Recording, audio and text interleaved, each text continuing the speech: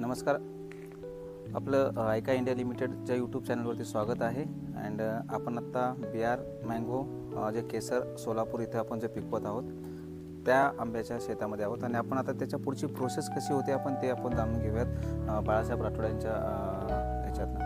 आपण आत्ता पाडव्यानिमित्त इकडं शेतावरती आलो म्हणून आपण आत्ता हा जो ओपन शेड दिसतं आहे तर इथं आपण जेव्हा आंबे तोडून आणतो तर त्याच्या प्रोसेसिंगसाठी आहे आणि त्याच्यानंतर आपलं ते पुढची सगळी प्रोसेस काय आहे ते समजून आपल्याला सांगतील. तर बाळासाहेबांना मी विनंती करतो की आपल्याला त्यांनी सांगावं. साहेब नमस्कार, मी बाळासाहेब राठोड. बिहार मँगोमध्ये आपलं स्वागत आहे.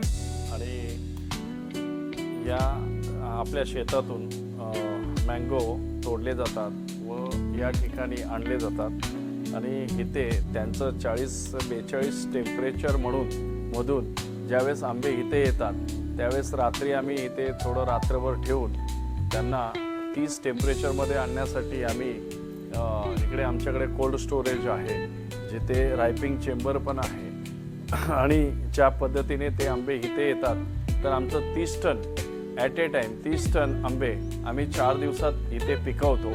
आणि गव्हर्मेंट ॲप्रोल ज्याप्रमाणे आम्हाला लायसन्स दिलेलं आहे त्या पद्धतीत आम्ही पिकवतो आणि या कोल्ड स्टोरेजमध्ये आंबे भरले जातात आणि 4 दिवसांनी ते नॅचरली पिकून बाहेर निघतात आणि निघाल्याच्या नंतर परत इथे आणले जातात व इथे पॅकिंग वगैरे करून पुणे मुंबई या दिशेला आम्ही रवाना करतो.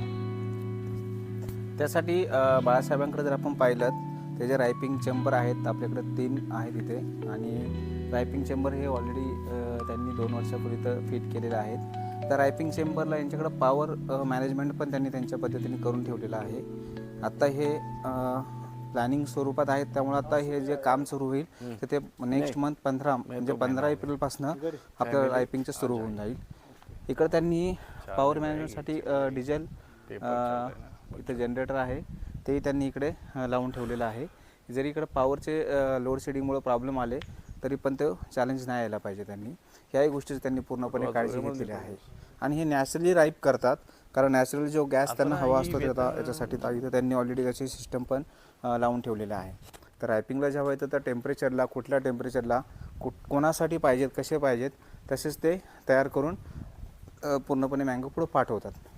आणि पॅकिंग करण्यासाठीही त्यांची इकडेच टीम असते आणि इथनंच आपण सगळे पॅकिंग केले जातात. आणि आयका आणि बिहार मँगो दोन्ही मिळून आपण हा मँगो केसर हा तुमच्यापर्यंत आम्ही पोहोचवतो. धन्यवाद.